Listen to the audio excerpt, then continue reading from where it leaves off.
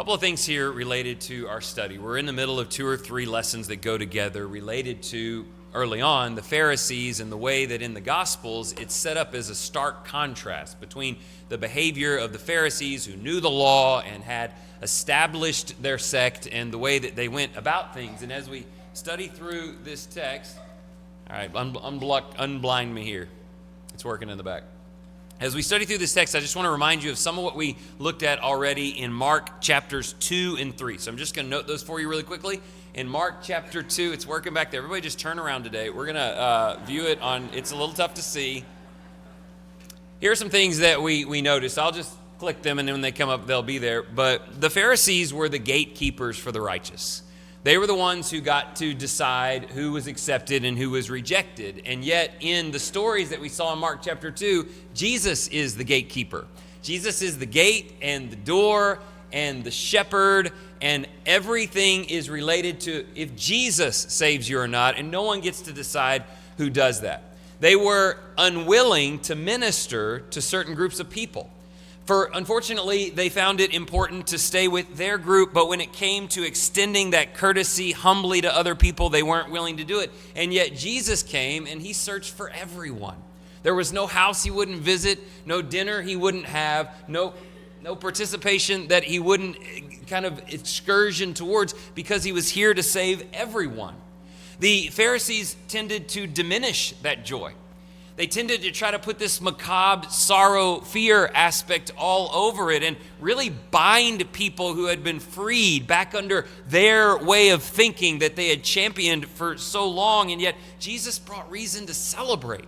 Yes, he brought laws and rules and things to do, but also a lot of freedom in the fact that we're not condemned by that law. And we have all these wonderful things. And so you see this really stark contrast between the mission of the Pharisees and the things that Jesus did. The Pharisees were always accusing. They just were suspicious of everything, especially things that didn't fit how they did things themselves. It's kind of like the way that they had chosen to do things became the only right way to do it. And so they accused very, very often. And yet Jesus is Lord.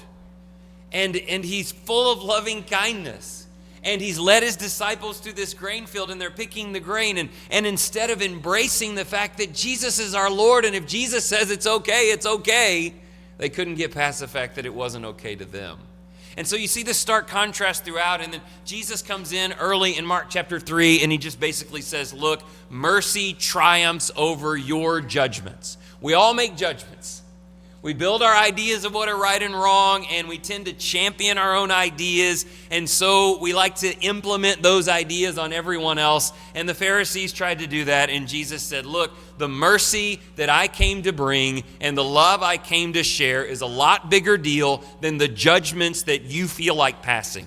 And he really challenged them with that. Now, what we tried to do in that lesson is just look at the difference. Can you see the difference? I mean, besides the different colored fonts, I mean, there's a very significant difference in thinking and purpose and attitude. And as I told you last week, today is similar. I'm working on myself to make sure that I am less like them and more like him.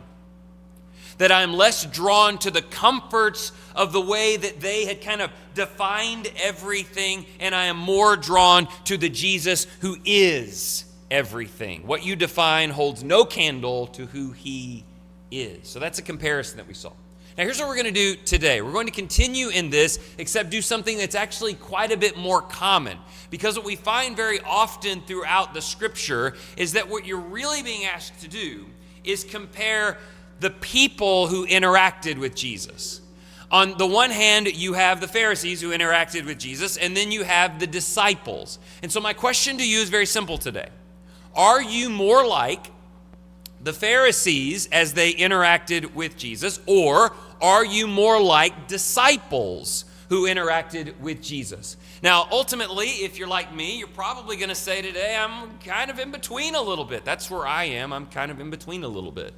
I've got Pharisaical tendencies. I have a history of thought that I think probably elevates my ideas over. I feel all of that. I want to be less like that and less like them. Now, as I said last week, I'm going to start with today.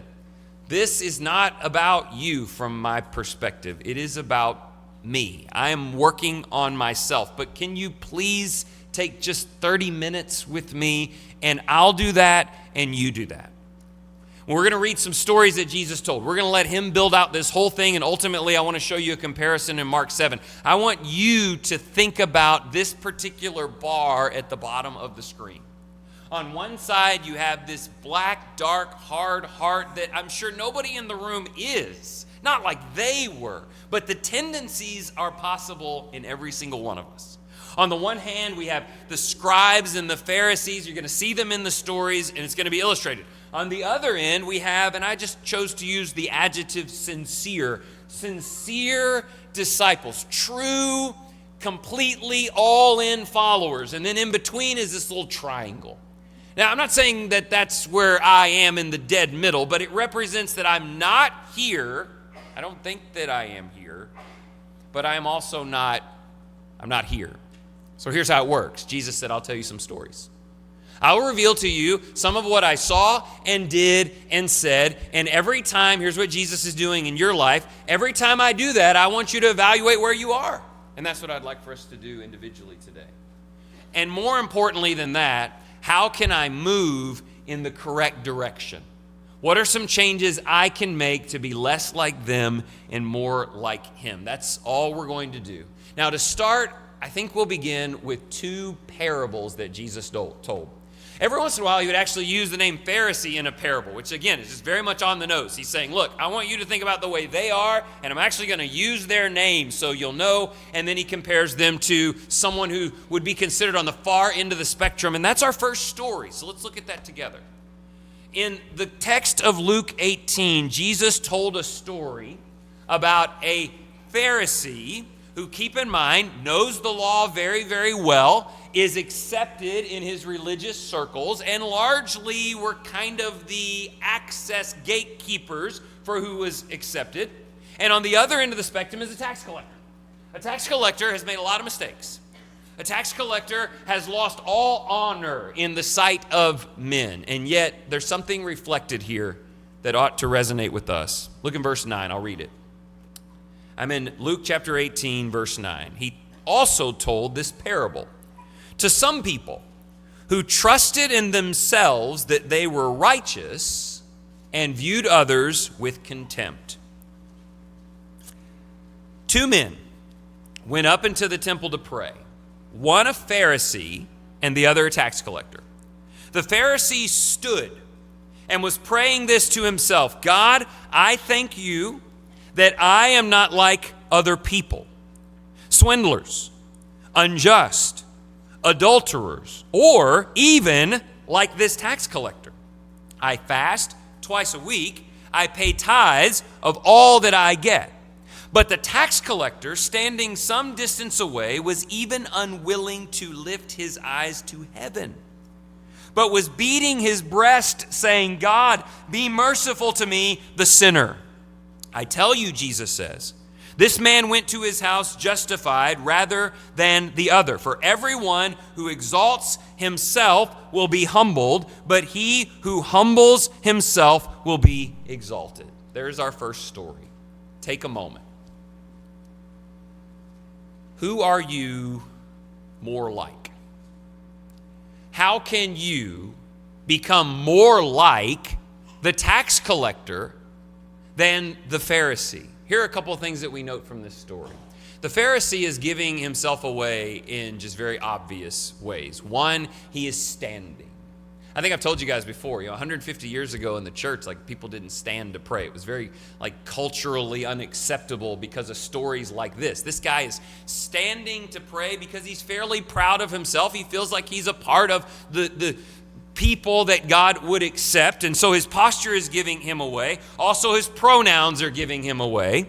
I thank God that I am not like other people. And he is comparing himself to someone else. So he makes three mistakes. One, he sees himself as better than he is. He sees himself as more accomplished than he is, more worthy than he is. That is a mistake, and sometimes that's what knowledge does. The more you know about the truth, the better you think that you might be. And he fell into that trap. His second problem is not just the way that he looked at himself, but the way that he looked at someone else. He saw this tax collector and he considered him to be less worthy. And he actually felt better about himself by comparing himself to this guy. Aren't you glad I'm not that bad? Aren't you glad that I do the things that matter most? I go to church faithfully. I pray every day. He said it in this way. He said, I fast twice a week. I pay tithes. This guy doesn't. He's got evidence to reveal that he's better than the other guy. He thinks that he does. Mistake number one, he over-evaluates his own accomplishments. Mistake number two, he compares himself to others and feels like somehow that's going to be justified. And mistake number three, he does not see either one of them the way that God sees them. If he could step back and see himself the way God saw him, he would see that his pride and his arrogance had completely blinded him. It had blinded him to how desperately he needed the Lord, how unworthy that he was, and how he shouldn't be judging others. He actually should be more like this tax collector, who was very different, wasn't he? Tax collector's like crawling through the door. The tax collector can't even look up into heaven because he doesn't believe he's worthy to even see God or be seen by God. He's not standing there. He's beating his own breasts on the ground, and he's saying, God, be merciful to me, the sinner. He's not looking at the Pharisee. He's looking only at his own unworthiness and the power and the goodness and the glory of God. And God said, listen, that man is justified and this man isn't. I need to think about these two characters. Do I still have that tremendous sense of being totally unworthy? That sense of it being amazing that the doors are still unlocked for me to come and worship God, that he would even listen to me at all. Has going to church a certain number of times or knowing a certain number of things, has that somehow put me in a position of worthiness? None and not at all. I need to be more like this tax collector, sincere. And I'll tell you what it'll do. It will help me see other people the right way. There has long since been an issue among the Lord's church in terms of effective, compassionate, devoted evangelism. Sharing of the gospel. Reaching out to anyone, anywhere as an equal, like Paul did. He said, I'm just as bad as you. I'm worse than you, Paul, not you. Yes, even me. And he goes out and tries to lift them up. Well, this might be some of the reason why. Maybe I feel like I've accomplished something and others need to go out and accomplish it too. And then maybe we can kind of country club together. I need a new vision. I need a restoration. So I'm going to give you several stories here. I chose this one first because it's very fundamental of the way that you think about your place with God, the way that you approach God, and also it's one of the few parables where he actually says, hey, I'm talking about the Pharisees. Let me give you a second one. Go back to Luke chapter 10. It's quite similar, really, in Luke chapter 10, the parable of the priest and the Samaritan, the Levite and the priest and the Samaritan. And it's similar in this way. There's a lawyer, verse 25, who comes to him. He may be a Pharisee or a scribe, but he's a part of the elite group. He feels like he has established himself, and it's time for him to get some recognition for that. And so a lawyer stands up in verse 25 and says, Teacher, what shall I do to inherit eternal life? And Jesus knows that he knows the law, so he says, what's in the law? And the guy says, hey, got this. Love the Lord your God with all your heart, soul, strength, and mind, and love your neighbor. Jesus said, that was awesome. You're right. If you do that, you will live. And then verse 29, but wishing to justify himself. Don't overlook that little phrase. This lawyer knows that he knows the truth. I know the truth. I know the right things. And now I want to be justified in how good at it that I am. And so he said to Jesus to justify himself, who is my neighbor? And then he shouldn't have done that. He pushed it one question too far. Because what he's asking Jesus to do is expose the fact that his knowledge has caused him to get puffed up. Knowing what he's supposed to be has made him less of what he was supposed to be, in the sense that he lost the heart of it. So he tells him this story. Jesus replied and said, let me tell you a story. A man was going down from Jerusalem to Jericho. He fell among robbers, a Jewish man. They stripped him and beat him and went away, leaving him half dead. And by chance, a priest, what a fortuitous thing that a priest comes by. I mean, that guy can do a ton for him. He's a priest. By chance, a priest was going down on the road, and when he saw him, he passed by on the other side. Likewise, a Levite also, when he came to the place and saw him, passed by on the other side. I sometimes say they didn't want to be late for church. Do you ever worry about that moral dilemma, or has it happened to you where you're on your way to worship, the single most important thing that we are and do, and I'm not being facetious about that, it's very important, and there's like somebody on the side of the road who needs help, and you have this like crazy dilemma. Like, if I stop and help this person, I'm going to be late for church. The priests were never going to be late for church. You know what I'm saying? They had things to do. They had important things to do. They had more important things to do than to stop and help this guy. But there's a Samaritan. And I want you to start picking up on something. I'm going to show you 5 stories today. We're already in our second one, and then we're just going to get into real life events. I want you to take a peek at who these people are over here. We know who these people are. In the first story, it's a Pharisee, well-established, accepted into their group. In the second one, it's somebody who's also super awesome. It's a Levite and a priest. I want you to start listing who these guys are. In story number 1, it's a tax collector. In story number 2, it's a Samaritan. Can you get any worse than those two things?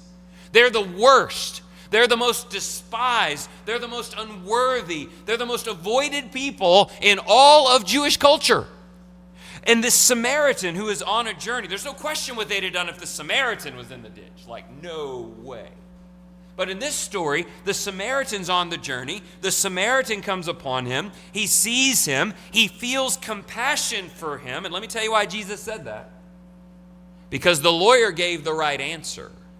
What is the greatest law? Love God, love your neighbor. He gave the right answer here. He didn't live it here. I honestly think the lawyer was really good to his boys, like loved his people, his group, his crowd. And I think he thought Jesus was going to say, you're like the best neighbor I've ever seen. You're so good to your boys. But instead, Jesus said, actually, I'm interested to know if you really believe what you just said about loving your neighbor. I'm interested to see if you would be like this Samaritan who has every reason to pass by, who might actually get spit in his face by the man on the side of the road, felt compassion for him and came to him, bandaged up his wounds, poured oil and wine on them. So he's making real sacrifices here. Put him on his own beast, brought him to an inn, and took care of him. On the next day, he took out 2 denarii and gave them to the innkeeper and said, take care of him, and whatever more you spend, when I come back, I'll repay it. Jesus asked a question. Which of these 3, the priest, the Levite, and the Samaritan, which of these 3 do you think proved to be a neighbor? That's interesting. It's one thing to say, define neighbor. It's another thing to prove to be one. He said, the one who showed mercy toward him.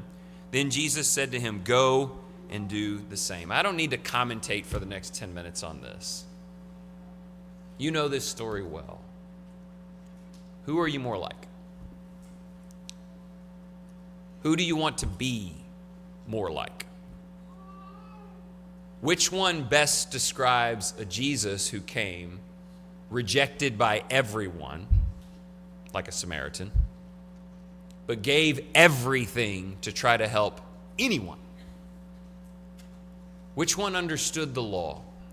I was thinking this morning, and I hope this comes across okay. I love the training I've had in my life. My parents are here and trained me in the Word, and grew up associated with the truth a lot, heard a lot of Scripture, learned a lot, very thankful all the way. But I was wondering, my but is that, I put but in there very fast, but I wonder what it'd be like if we could just all reset. Just, we know nothing. We know nothing. You think that Galatians is like a planet in Star Trek. You know nothing. Fresh start. And somebody tells you about the Bible and you believe it. And then they tell you about God and you believe them. And they tell you about Jesus and they show you Jesus and you believe. And we're all baptized into Christ and we know almost nothing. except that this is God's word and God is our creator and Jesus died for us and we've been added to his church. We know nothing. But what if we were totally kind of nursed in our infant years primarily on these stories? What if the first most fundamental things you were ever taught is about being like the Samaritan who helps people on the side of the road, who not just, and I don't mean to demean anything else, I mean being at the right church and worshiping in the right ways and standing for the truth, and all good. But what if you had more of and maybe you did, but what if you had more of a gospel flow of building your faith? It was all Jesus up front, the stories, the humility and prayer of our first story, the gratitude and compassion for people, all people, everywhere, no matter what. And that was your core. That was the foundation upon which all the church stuff got built. It's probably my fault. I probably was taught well. But I almost feel like I learned a bunch of church stuff first, and then in my later years, I've tried to put these stories in, and it's almost like I'm trying to pry my heart open, just push them in to get little nominal changes in the way I use my time or my money or the people I focus on or how I love. If you wonder why we're spending a lot of time in the Gospels, why almost every sermon this year is started in the Gospels, why most of the preaching is sourced in the Gospels, you now know why. I want to raise my kids here first. This first, Jesus first, and then build out a tremendous community fellowship concept of Christ and the church around that. Who are you more like? I want to be like this Samaritan. Then, look in Luke 21, there are a couple of events where they're not stories, they're actual things that happen. Jesus is just observing them in the world around him, saying, I don't need to tell you a story, I'll just show it to you. And we know a couple of those pretty well. The first one is this very short event in Luke chapter 21, which we're in Luke's gospel, so there's a lot about, time and money, and there's a lot about that. But in Luke chapter 21, in verses 1 through 4, on the one hand, you have the rich. So you keeping track of who we have over here? We have a Pharisee in the know, in the group, gatekeepers. We have the priests, the spiritually established, the go-to guys, preachers, and now we have the rich. So this is like upper echelon stuff. Are you making the list over here? We've got our poor widow. We got quite a group over here. It's not super impressive so far. We have a tax collector, we have a Samaritan, and now we have a poor widow. What can she do? Let's read it. Jesus looked up and saw the rich putting their gifts into the treasury. That's very interesting wording.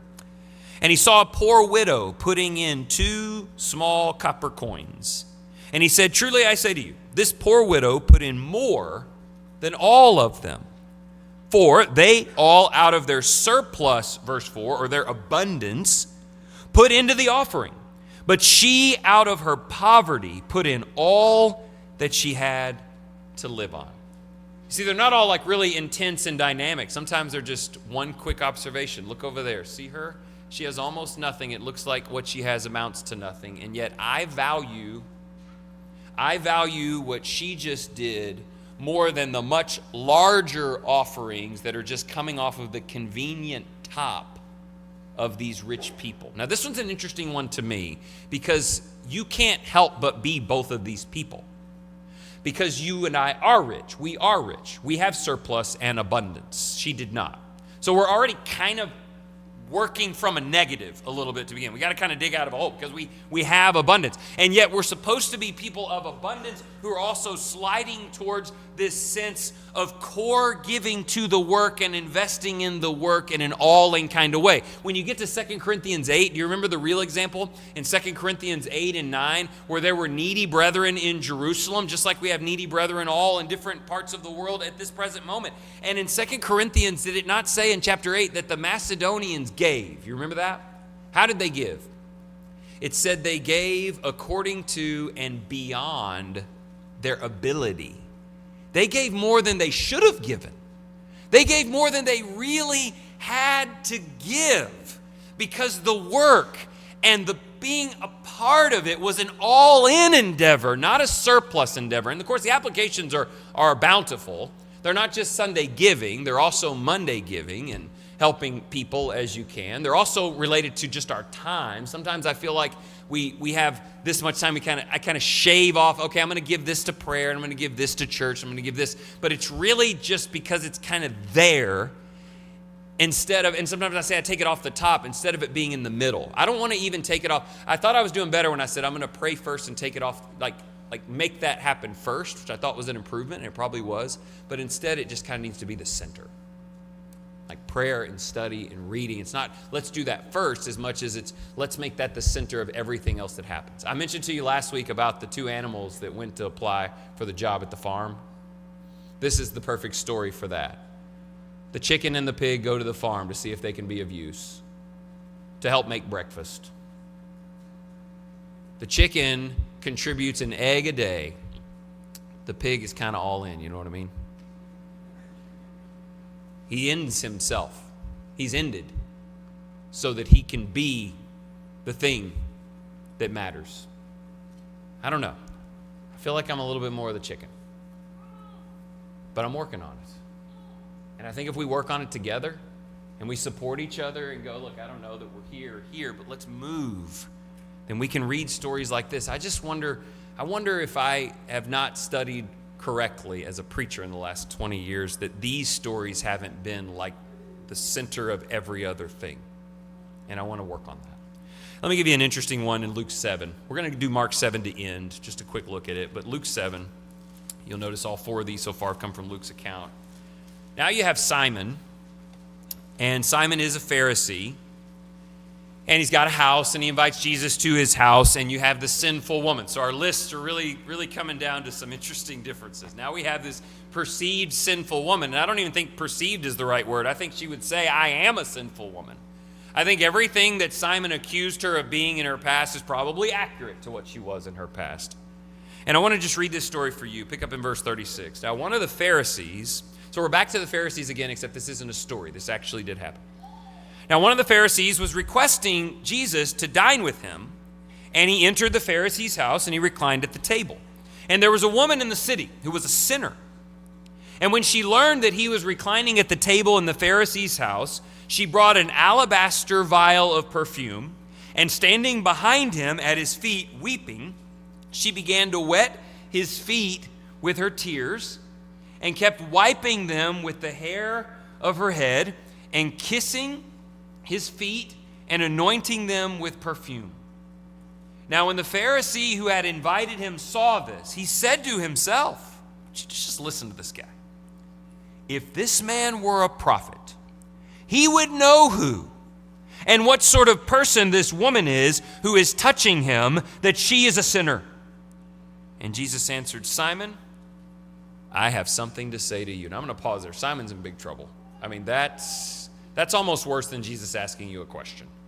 If he says, I've got something to say to you. But can we stop there and just notice what happened here?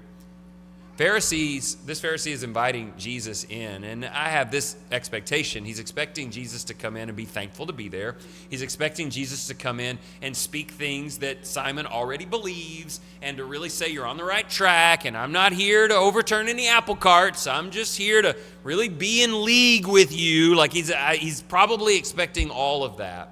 He's certainly expecting some sense of accolades. And in their culture, it's very different. If you have somebody over to dinner and somebody from the streets just walks into your house, it's not going to, I mean, we're in Texas, that's not going to go well. But back in their time, it was very common for their homes to be open for travelers through like this. And so in comes the worst of the worst. And I love the fact that he despises that Jesus let her touch him. Do you remember from Jesus' ministry all the people that he touched? He touched the leper. He touched the woman who had 12 years of bleeding. He touched this woman who is covered in sin. Jesus did that because he's the cleanser. And the fact that they're seeking cleansing from him means that they're going to receive it. You could say that Jesus never touched a sinner, that he never touched a woman with a bleeding problem, that he never touched a leper, because when they touched him, they were healed. They came to him for it. Simon is up here. She is down there. Guess who knows it? Simon knows it. She knows it. And Simon wants everybody to know that gap means that he deserves more respect. Here's what happened. Jesus said, Simon's got something to tell you. And he said, say it, teacher. He said, a money lender had 2 debtors. One owed 500 denarii. It's like a day's wage, so 500 days' wage. The other 50. When they were unable to repay, he graciously forgave them both. So which of them will love him more? Simon answered and said, I suppose the one whom he forgave more. And he said to him, you've judged correctly. Turning toward the woman, he said to Simon, do you see this woman? I entered your house. Jesus, I'm the Christ. I entered your house. You gave me no water for my feet, but she has wet my feet with her tears and wiped them with her hair. You gave me no kiss, but she, since the time I came in, has not ceased to kiss my feet. You did not anoint my head with oil, but she anointed my feet with perfume. For this reason I say to you, her sins, which are many, have been forgiven, for she loved much. But he who is forgiven little loves little. You could reverse that because he's working at 2 directions. He who doesn't think they need to be forgiven much probably won't love much. I want you to really listen to that statement. If you do not think you need to be forgiven much, you've got enough things right, you're systematically doing enough things like you need to do them, you've accomplished enough, you know enough, you're right enough. If you decide that you don't need desperately his forgiveness every day, the first thing that will happen is you will love less. There is a connection there that cannot be separated.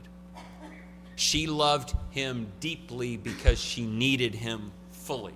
And he forgave her much, and guess what she's going to go out and do? She's going to go out and love much. Simon's problem is he doesn't think he needs it as bad as she does. He said to her, your sins have been forgiven. Those who were reclining at the table with him went into some old argument like, who is this guy who forgives sins? While they're debating whether they need him or not, she just received from him everything that everyone needs. He said to the woman, your faith has saved you. Go in peace. And I would say go in love, because that's certainly what she did. Who am I more like? Have I lost that foot washing, tear shedding, vial pouring need for my Redeemer? Am I sitting at the table now inviting him to come and sit next to me? Or am I crawling still to be at his feet? I'm somewhere in between. Are you? And I don't like how I got there. I want to change, and I want your help. These stories are about challenging us to decide who we are and who we need to be. Last thing, we'll close. Mark chapter 7. One more. Mark chapter 7, and I put it on the title of the slide because this is what got me going. I started down this path of saying, what kind of comparisons did Jesus create, and what if we just simply read them and consider where we are on the spectrum? It started in Mark 7 where I hadn't really noticed it before. I mean, all those are kind of unmistakable. I don't think you can read any of those and mistake what's happening. But Mark 7 to me has an interesting design, so I want to show it to you as we close here. Number 1. This is Mark doing it on purpose, which I think is the coolest thing. When, like in Mark 2, where he intentionally put 4 stories together because they had 4 Pharisee questions, Mark did that for your benefit. And in Mark 7, he puts 2 events in the same chapter on purpose so that you can see them. So let's start with this. Look at verse 1. Let's read it at 1.25 speed. The Pharisees and some of the scribes gathered around him when they had come from Jerusalem and had seen that some of his disciples were eating their bread with impure hands, that is, unwashed. Very concerned with their hands. For the Pharisees and all the Jews do not eat unless they carefully wash their hands, and thus observing the tradition of the elders. And when they come from the marketplace, they do not eat unless they cleanse themselves. And there are many other things which they have received in order to observe, such as the washings of cups and pitchers and pots. The Pharisees and the scribes asked him, why do your disciples not walk according to the tradition of the elders, but eat their bread with impure hands. Now here's what Jesus could have said, because it's your tradition, not his tradition. You just said it. It's the tradition of the elders. It's the way you've interpreted things. You've turned the interpretation of things into law instead of just following the law itself. We're going to talk about that tonight, by the way, commands and their power. He could have just said that, but instead he took the opportunity to say a little bit more. He said to them, rightly did Isaiah prophesy of you hypocrites, as is written, the people honor me with their lips, but their hearts are far from me. But in vain do they worship me, teaching as doctrine the precepts of men, neglecting the commandment of God. You hold to the traditions of men. I got to pause here a moment. I'm going to run out of time. This gets quoted a lot to talk about people in the world and religious movements that take all kinds of liberties they shouldn't take and run willy-nilly with their freedoms and disregard. Yeah, they shouldn't be doing that, but that's not what this is about. This is about the other end of the spectrum. This is about the bindings and the laws and taking interpretations and taking cultural issues and deciding those are the law now. That's what they were doing.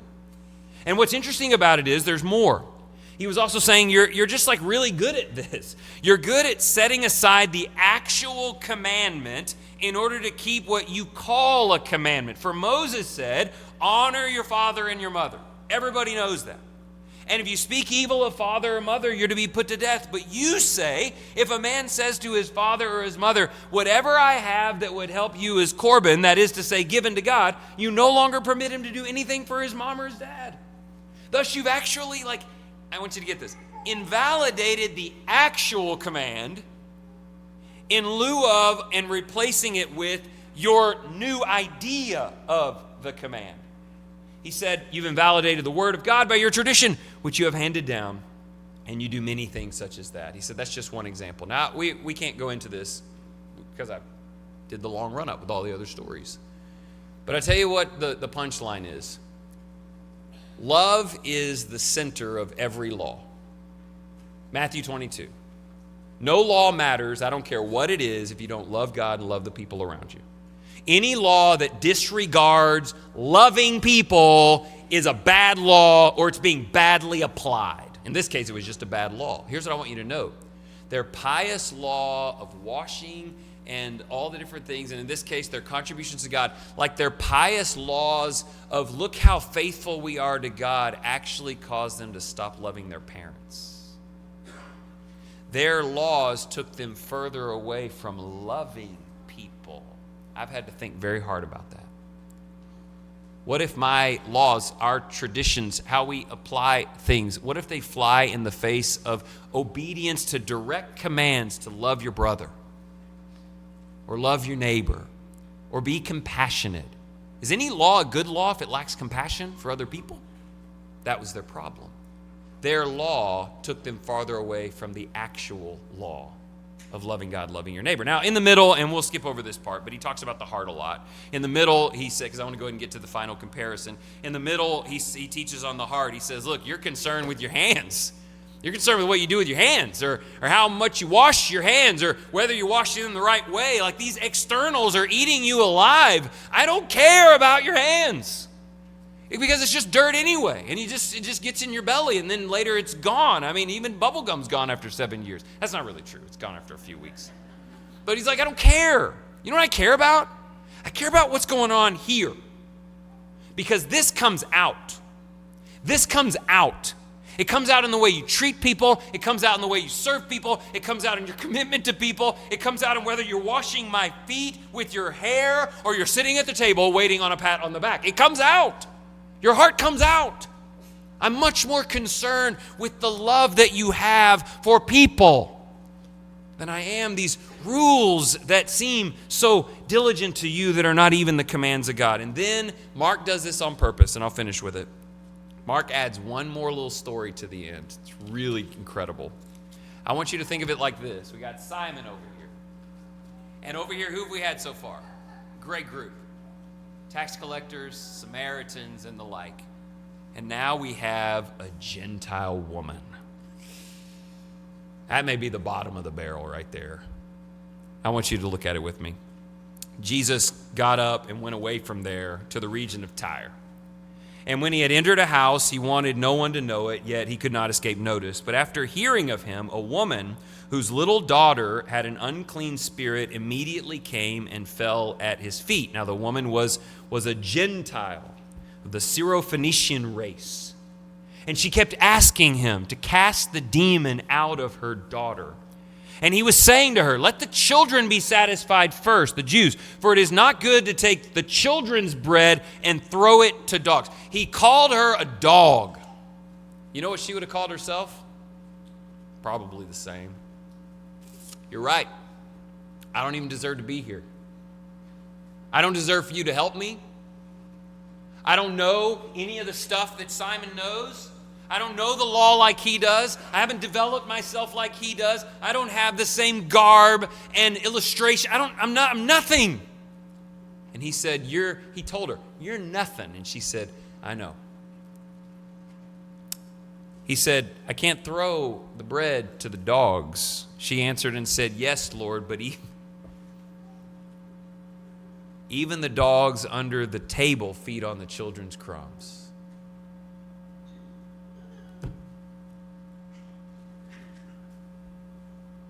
Who am I? Who am I in these stories?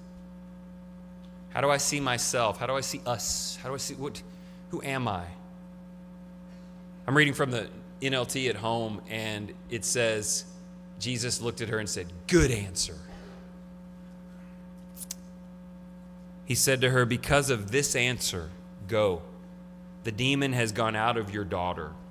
And going back to her home, she found the child lying on the bed, and the demon had left. I want you to see one more connection. Did you see it? Kind of snuck it in there. In the first story, he was so pious and right and all of this that he totally missed the point. And his pursuit of proving his righteousness had caused him to stop loving his family. In this story, this woman has none of that piousness, none of that expectation. She is begging and she is doing it. And why is she doing it? Why? Out of love for her family. She is driven by love. She wants her daughter to be. They're letting their parents starve in the name of God.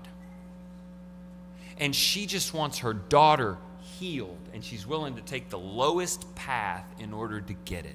She loves much, and she will be forgiven much. Which one am I? Number one, every law that I read and follow, and even the examples that I try to put together into what it ought to be, have to be built on love, or I'm wasting my time. And in the end, they need to be designed to help people, not hurt people. To bring people in, not push them away. There are no excuses for hurting others in the name of what I believe to be right. Let me go to 1 Corinthians for a second. 1 Corinthians chapter 1. Last thought. I think I said last thought a minute ago, but here we are. On one side, we have the Pharisee, the priest, the Levite, the rich, Simon the Pharisee. On the other side, we have the tax collector, the Samaritan, the poor widow, the sinful woman, and the Gentile woman. Verse 18 of 1 Corinthians 1, the word of the cross is foolishness to those who are perishing, but to us who are being saved, it is the power of God. The cross is the power of God. For it is written, I will destroy the wisdom of the wise, and the cleverness of the clever I will set aside. Where's the wise man? Where's the scribe? Where's the debater of this age? Has not God made foolish the wisdom of the world? Verse 26, for consider your calling, brethren, that there were not many wise according to the flesh, not many mighty, not many noble, but God has chosen the foolish things. And I almost think he's saying, I chose you guys. The foolish things of the world to shame the wise. God has chosen the weak things, that's still talking about us, I think, of the world to shame the things which are strong, and the base of the world, those that were despised, God has chosen. May I always feel despised by my own sin and worthiness and come to him as an unworthy one, to be forgiven much, no matter how long I've been in the church, how much I know, how much I can prove and debate. May I always approach like a dog looking for crumbs to fall off the table, because if I am forgiven much, I will love much. But if I'm not careful, 1 Corinthians 8 verse 1, last passage, 1 Corinthians 8 verse 1, if I'm not careful, if you're not careful, if those of us who know and have understanding and can explain things and been doing it a long time, if we're not careful, knowledge will make us arrogant, and it will replace our love. Knowledge puffs up. Be careful with knowledge. It's good, but it's dangerous. But love edifies. Use all your knowledge to love, and you will understand the purpose from the very beginning. You want to do that? Let's do that together. If you need help, encouragement, if you want to return to that sense of love, if you want to become a child of God and be washed in the blood and filled with his love, then you'll have a story to tell. If you're forgiven much, you'll go out and love much. If you need to be forgiven much today, come now as we stand and sing.